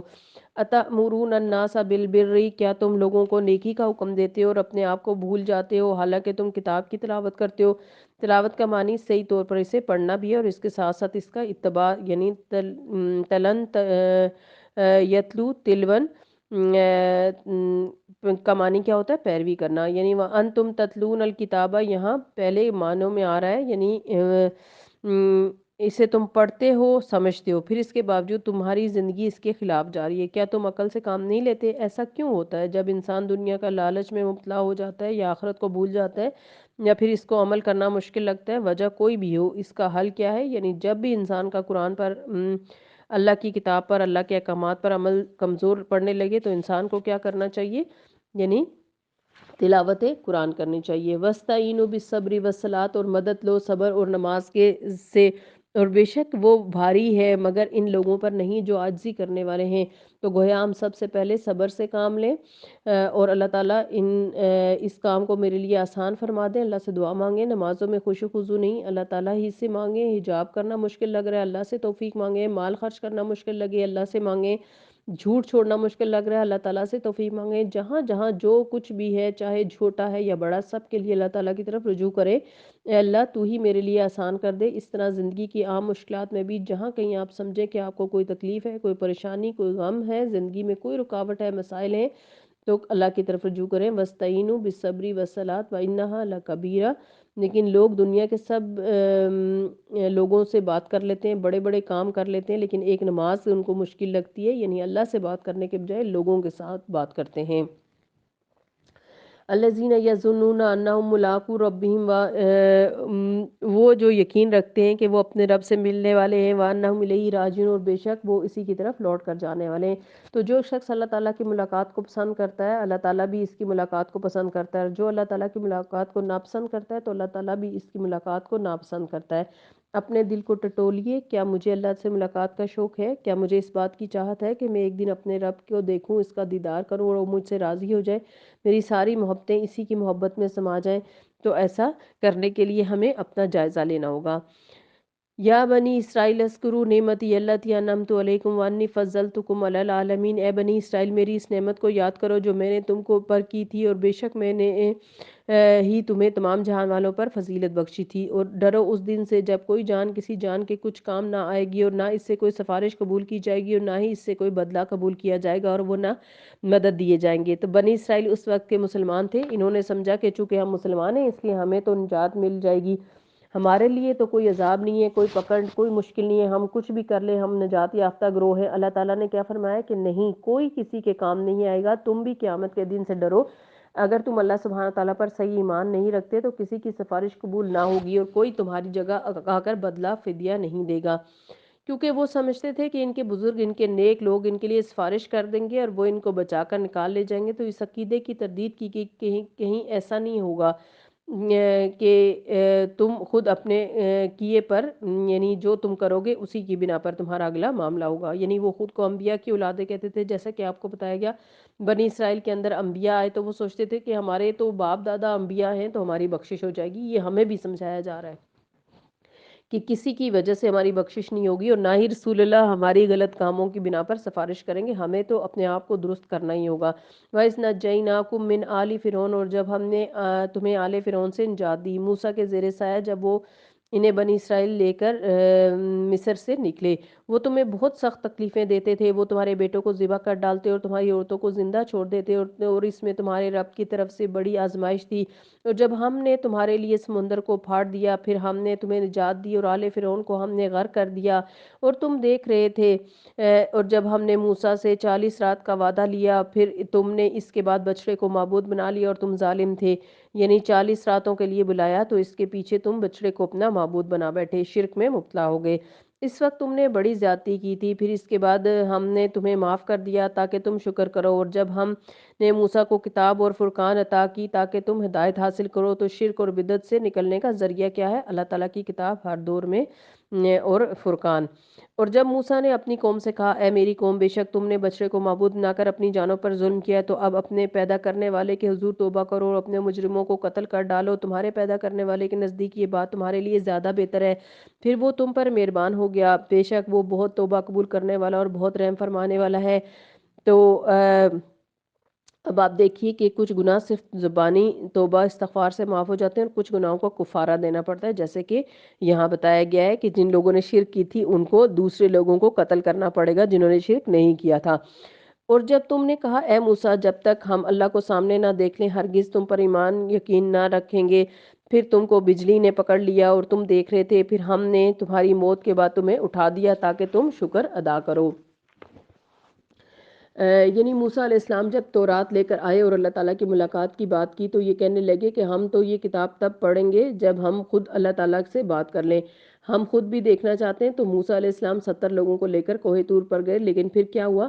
کیونکہ یہ ان کا بہت ہی غلط مطالبہ تھا، تو وہاں ان پر بجلی گری اور وہ سب کے سب مر گئے۔ پھر موسیٰ علیہ السلام پریشان ہوئے تو اللہ تعالیٰ نے ان سب کو موسیٰ علیہ السلام کی دعا سے زندہ کر دیا کہ اللہ سبحانہ وتعالیٰ کے احکامات کا مذاق نہیں اڑانا چاہیے، ہمارے سیکھنے کی بات ہے، اور ایمان اس چیز کا نام نہیں کہ انسان اللہ تعالیٰ کے ہر حکم میں حجت بازی کرے۔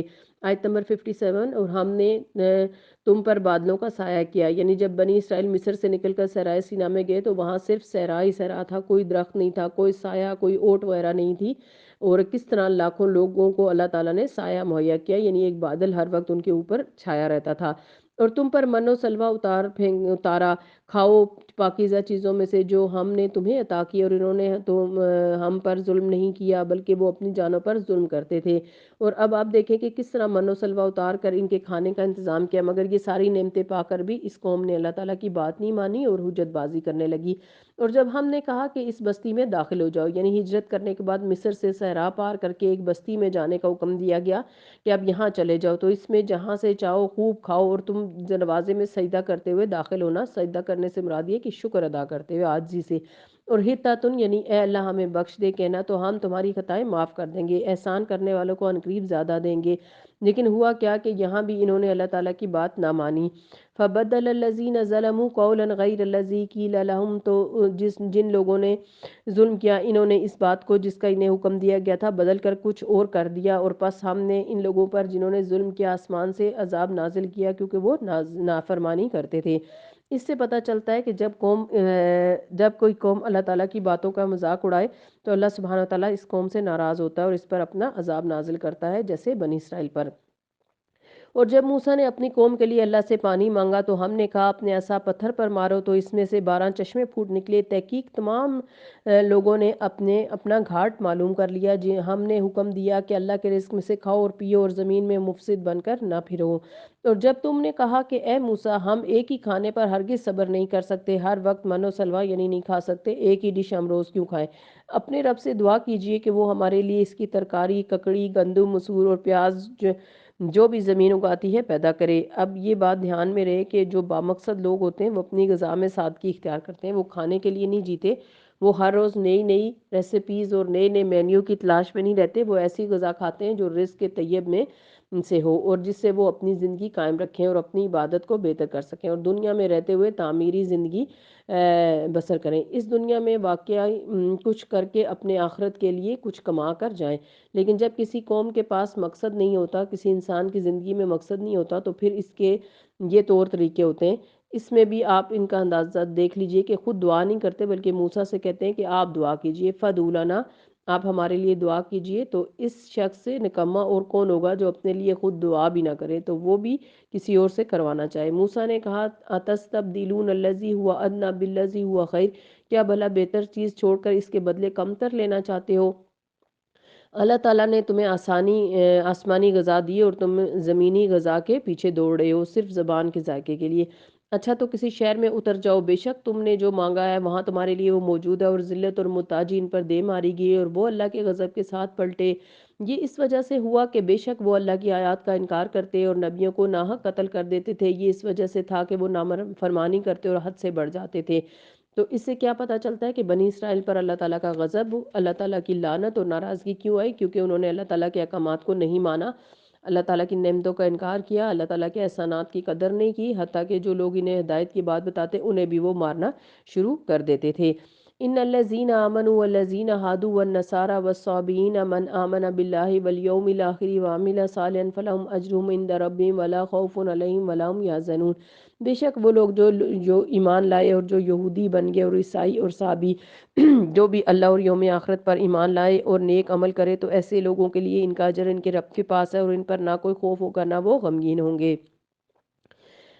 چونکہ بنی اسرائیل نے یہ سمجھ رکھا تھا کہ وہ پیغمبروں کی اولاد ہیں، اس لیے وہ جو چاہے کریں، انہیں کوئی نافرمانی نقصان نہیں دے گی۔ اللہ تعالیٰ نے نجات کا معیار بتا دیا کہ اللہ تعالیٰ کے یہاں کسی کی نجات، کسی کی بخشش اس بنا پر نہیں ہوگی کہ وہ کون ہے اور کس فیملی سے ہے، کس امت میں سے ہے، کس گروہ سے ہے، اس کا کیا نام ہے، اس کی ذات کیا ہے۔ نجات کے لیے کیا ضروری ہے؟ ایمان اور عمل صالح، ایک طرف ایمان اور دوسری طرف اچھے اچھے کام بھی ہوں گے۔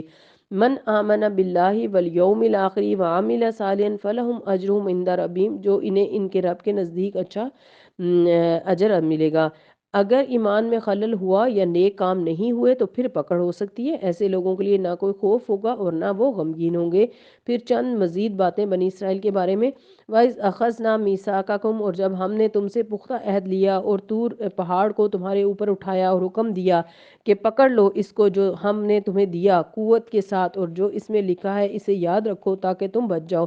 پھر اس کے بعد تم عہد سے پھر گئے، بس اگر تم پر اللہ کا فضل اور اس کی رحمت نہ ہوتی تو تم ضرور خسارہ پانے والوں میں سے ہوتے۔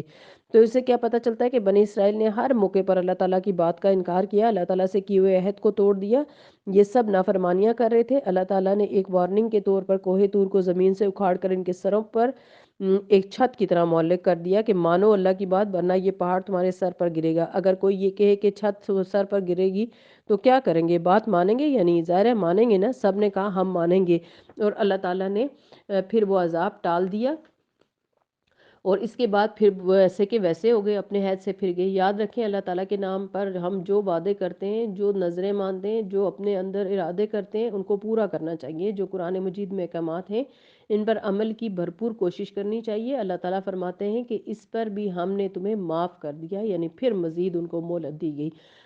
اور یقیناً جان لیا تم نے ان لوگوں کو جنہوں نے تم میں سے ہفتے کے دن زیادتی کی تھی، اور ہم نے ان سے کہا کہ تم سب بندر ہو جاؤ، ذلیل ہونے والے۔ وہ جو مچھلیاں پکڑنے والے تھے، ہفتے کا دن بنی اسرائیل کے لیے چھٹی کا دن تھا، ہالیڈے تھا، اور ان کو منع کیا گیا تھا کہ یہ کاروبار کریں، مچھلیاں پکڑیں، اور لیکن انہوں نے کیا، یعنی چھٹی والے دن انہیں صرف عبادت کرنی تھی۔ چونکہ مچھلیاں اس دن زیادہ آتی تھیں، آزمائش تھی اللہ کی طرف سے، اس لیے یہ جمعے کی شام کو جال لگا کر اتوار کی صبح نکالتے، اس طرح ایک ہیلہ سازی کرتے، ایک بہانے کے ذریعے وہی کام کرتے جسے انہیں اللہ نے روکا تھا۔ اصل مقصد تو یہ تھا کہ ہفتے کے دن کی مچھلیاں نہ لو۔ انہوں نے کہا کہ ہم ہفتے کے دن نہیں لے رہے، لیکن مچھلیاں تو وہی تھی جو ہفتے کے دن آئی تھی نا، تو بات تو وہی تھی۔ جس طرح بہت سے لوگ اللہ تعالیٰ کے احکامات سے بچنے کے لیے تعویلیں کرتے رہتے ہیں، قرآن و سنت کو اپنی مرضی کے مطابق ڈھالنے کی کوشش کرتے رہتے ہیں، اس طرح اپنے آپ کو ایمان والوں اور اللہ تعالیٰ کو بھی دھوکہ دیتے ہیں، لیکن اللہ تعالیٰ کسی سے دھوکہ کھانے والے نہیں۔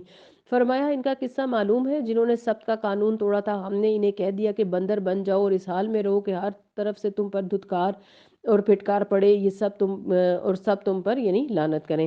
پھر ہم نے اس قصے کو اس کے سامنے کے لوگوں کے لیے اور بعد میں آنے والوں کے لیے عبرت اور تقوی والوں کے لیے واعظ اور نصیحت بنا دیا، یعنی اگر کوئی بھی ایسا کرے گا تو اللہ تعالیٰ کے لیے کچھ مشکل نہیں کہ ان کی شکلیں بگاڑ دے۔ ان کی شکلیں کیوں بگاڑی گئی تھیں؟ کیونکہ انہوں نے اللہ تعالیٰ کے حکم کو بگاڑا تھا، اس میں من مانی تبدیلی کی تھی۔ یاد رکھیے کبھی بھی قرآن و سنت میں اپنے من مانے مطلب نکالنے کی کوشش نہ کریں، کیونکہ اللہ تعالیٰ کی کتاب کے ساتھ کھیلنا یا اس کے نبی صلی اللہ علیہ وسلم کی سنت کا مذاق اڑانا بہت بڑا جرم ہے۔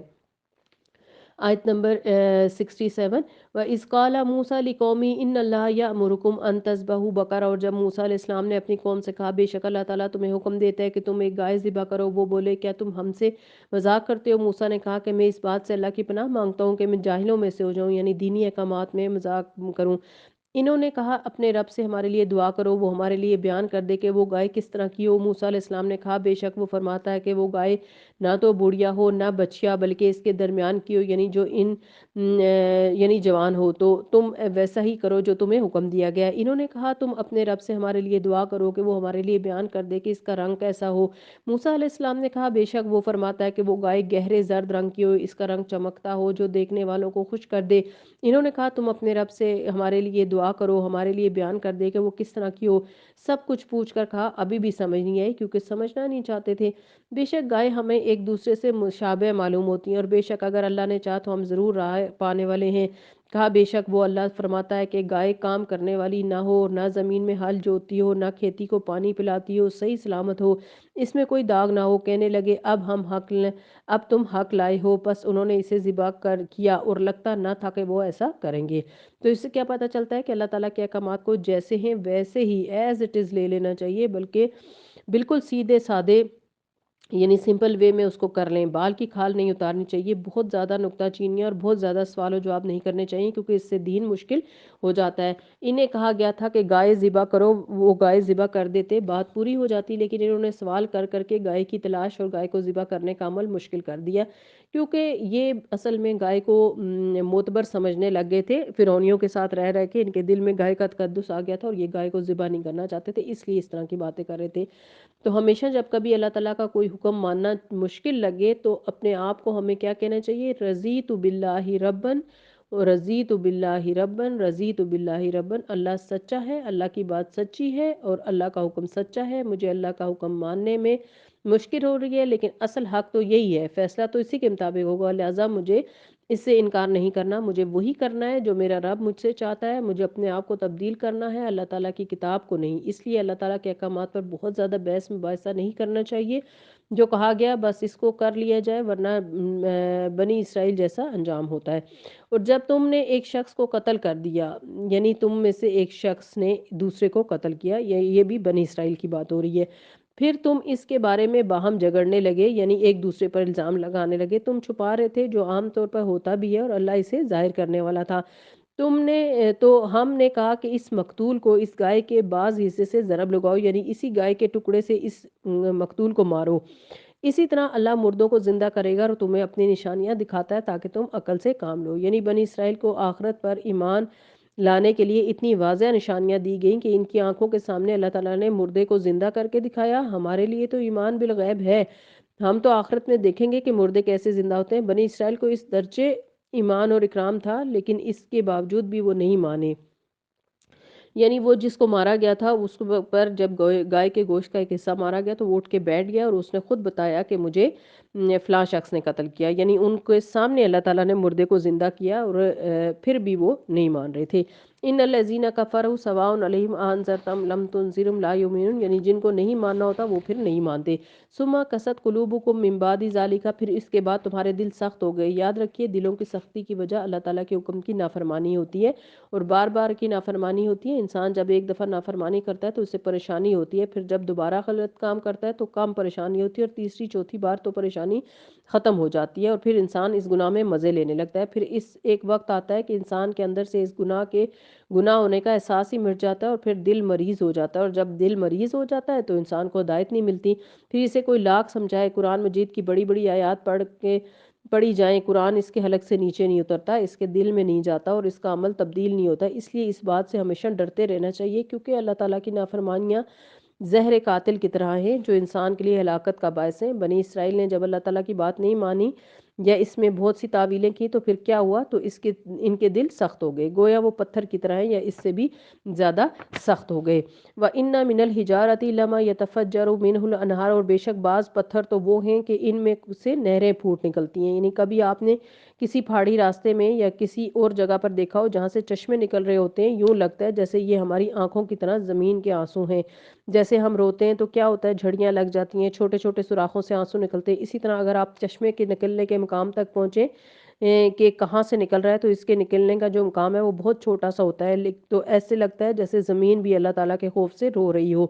کچھ لوگ ایسے ہوتے ہیں کہ ان کے سامنے اللہ تعالیٰ کی بات کی جائے تو وہ رونے لگتے ہیں، ان کی کھالیں نرم پڑ جاتی ہیں، آنکھوں سے آنسو بہنے لگتے ہیں، اس لیے کہ قرآن ان کے دلوں پر اثر کرتا ہے۔ وَإِنَّ مِنْهَا لَمَا يَشَّقَّقُ فَيَخْرُجُ مِنْهُ الْمَاءُ، اور بے شک ان پتھروں میں سے کچھ ایسے ہوتے ہیں جب وہ پھٹ جاتے ہیں تو ان کے बीच में से पानी निकल आता है। तो यानी कुछ लोग बज़ाहिर ऐसे लगते हैं जैसे बहुत हठधर्म हैं, स्टबर्न हैं, और जैसे इन पर कोई बात असर नहीं कर रही और वो गलत चीज़ों में पड़े होते हैं और इनके दिल भी कुछ सख्त होते हैं। लेकिन फिर ऐसा वक्त भी आता है कि अल्लाह ताला की बात इन पर इस तरह असर अंदाज होती है कि जैसे ज़लज़ले से बाज़ औक़ात बड़े बड़े पत्थर टूट जाते हैं और नीचे से पानी की नहरें निकलती हैं, तो ऐसे लोगों के अंदर भी खैर का पहलू होता है और वो अंदर से खैर का बहता दरिया होते हैं, लेकिन ऊपर जहालत की, गफलत की, दुनिया की मोहब्बत और की दीवार बनी हुई होती है। और जब कुरान से इनका सामना होता है तो इनकी ज़ात में शगाफ यानी क्रैक्स आ जाते हैं और अंदर की खैर फुट फट कर बाहर निकल आती है, जो बड़े पैमाने पर दूसरों को भी फिर फ़ायदा देने लगते हैं, सैराब करते हैं। व इन्ना मिन्हा लमा यहबितु मिन खश्यतिल्लाह, और इनमें से कुछ ऐसे भी होते हैं कि अल्लाह के खौफ से गिर पड़ते हैं, यानी लैंड स्लाइडिंग होते देखिए ना आपने। यानी कुछ लोग ऐसे होते हैं जो एक अरसे तक नाफरमानी की ज़िंदगी बसर कर रहे होते हैं, फिर एक वक्त आता है कि अल्लाह ताला की आयत इसके दिल पर असर करती है और वो अल्लाह के सामने गिर पड़ते हैं और अल्लाह ताला के सामने आजिज़ी का इजहार करते हैं और रोते हैं और फिर पिछली ज़िंदगी के गुनाहों की माफ़ी मांगते हैं और फिर वो अल्लाह के इस रास्ते पर चल पड़ते हैं। वमल्लाहु बिगाफिलिन अम्मा तामलून, और अल्लाह इससे गाफिल नहीं जो कुछ तुम करते हो। लेकिन कुछ लोग ऐसे होते हैं जो बनी इसराइल की तरह होते हैं, जिन पर अल्लाह की आयत असर नहीं करती। आपने देखा है होगा कि जो लोग भी कुरान पढ़ते हैं, मसलन तालीमुल कुरान कोर्स वगैरह करते हैं, इनमें ये तीनों किस्म के लोग पाए जाते हैं। कुछ लोगों को आयत रुलाती हैं और वो रोते दिखाई देते हैं, कभी तन्हाई में रोते हैं, कभी क्लास में रोते हैं। कुछ लोग जो बज़ाहिर ऐसा लगता है कुरान उन पर असर नहीं करेगा, लेकिन कुछ अरसे के बाद इनके अंदर क्रैक आ चुके होते हैं, शिगाफ पड़ चुके होते हैं और इनकी खैर फूट कर बाहर आ चुकी होती है। और कुछ लोग ऐसे होते हैं जो काफ़ी दिनों तक कुछ नहीं मानते, फिर यकायक अल्लाह के आगे झुक जाते हैं, गिर जाते हैं। लेकिन कुछ लोग ऐसे होते हैं जो आखिरी वक्त तक कुछ नहीं सीखते। इनकी मिसाल बनी इसराइल की तरह होती है। फिर लोग कहते हैं कि कुरान पढ़कर लोग ऐसा करते हैं, वैसा करते हैं, और फिर ऐसे ही लोग लोगों को दीन से, कुरान से मज़ीद दूर कर देते हैं। तो इसमें कुरान का तो कोई कसूर नहीं है, इसमें लोगों का कसूर है कि इनके दिल किस तरह के हैं कि इन पर कुरान ने असर नहीं किया। तो ये मुसलमानों को कहा जा रहा है। अफ़ततमऊन अन युमिनु लकुम, क्या भला तुम उम्मीद रखते हो कि ये तुम्हारी बात मान लेंगे? यानी ऐसे संगदिल लोग तुम्हारी बात मान लेंगे, दीन इनकी ज़िंदगी में दाखिल हो जाएगा। वक़द काना फ़रीक़ुम मिनहुम यस्मऊन कलामल्लाहि, हालांकि इनमें से एक फ़रीक के अल्लाह का कलाम यानी तौरात सुनते हैं, सुम्मा युहर्रिफ़ूनहु मिन बादि मा क़लूहु, फिर इसको समझ लेने के बाद वो इसमें तहरीफ़ कर देते हैं, यानी तब्दीली कर देते हैं। यानी वो ख़ुद को नहीं बदलते बल्कि अल्लाह के कलाम को बदलते हैं। वहुम यालमून, हालांकि वो जानते हैं, यानी वो अल्लाह ताला के हुक्म को ऐन इसी तरह नहीं लेते जिस तरह वो है, बल्कि इसके अंदर तावीलें करते हैं और इसको मन मानी मानी पहनाने की कोशिश करते हैं। वइज़ा लकुल्लज़ीना आमनू क़ालू आमन्ना वइज़ा, और जब वो इन लोगों के से मिलते हैं जो ईमान लाए तो कहते हैं हम भी ईमान ले आए हैं, यानी मुनाफिकीन की बात हो रही है। हकीकत में ये लोग मुनाफिक हैं, अहले किताब के अंदर मुनाफिकत भर गई थी, हालांकि वो बज़ाहिर मुस्लिम कौम थे। तो ये जितनी भी बातें की जा रही हैं ये दरअसल तीसरे गो से मुतल्लिक़ हैं, यानी मुनाफिकीन से मुतल्लिक़ हैं। मुनाफिकत कफ़ार में नहीं होती, मुनाफिकत किस में होती है? जो बज़ाहिर नाम नहाद सो कॉल्ड मुस्लिम्स होते हैं, मुसलमान होते हैं, अपने आप को बड़ा मुसलमान ज़ाहिर करते हैं, लेकिन ना दिल से मुसलमान होता है, ना ज़ुबान मुसलमान होती है, ना अमल में कोई इस्लाम नज़र आता है। तो ऐसे लोग दोहरे म्यार रखते हैं ना, नेक लोगों में जाएंगे तो वैसे ही बन जाएंगे, जब दुनियादार लोगों में जाएंगे तो वैसे ही बन जाएंगे। इन्हीं की यहाँ नफ्सियात बयान की जा रही है। और जब आपस में एक दूसरे के साथ अकेले होते हैं तो कहते हैं क्या तुम इनको वो बातें बता रहे हो जो अल्लाह ने तुम पर खोली हैं, ताकि इसके बारे में तुम्हारे रब के पास तुमसे हुज्जत करें? क्या फिर तुम अकल से काम नहीं लेते? क्या भला ये लोग नहीं जानते कि बेशक अल्लाह जानता है जो वो छुपाते हैं और जो कुछ वो जाहिर करते हैं। और इनमें से बाज़ अनपढ़ हैं, यानी कुछ लोग तो किताब पढ़ते पढ़ाते हैं, कुछ जानते बूझते हैं, इल्म वाले हैं तो वो तारीफ़ करते हैं और हुज्जतबाज़ियाँ कर रहे हैं, और दूसरे अनपढ़ लोग हैं जो किताब को नहीं जानते, कुरान पढ़े हुए नहीं हैं। यानी कुछ लोग कुरान पढ़कर भी अमल नहीं करते और कुछ कुरान पढ़े बगैर बेअमल होते हैं, सिवाय झूठी आरज़ुओं के, और वो सिर्फ ज़न से काम लेते हैं।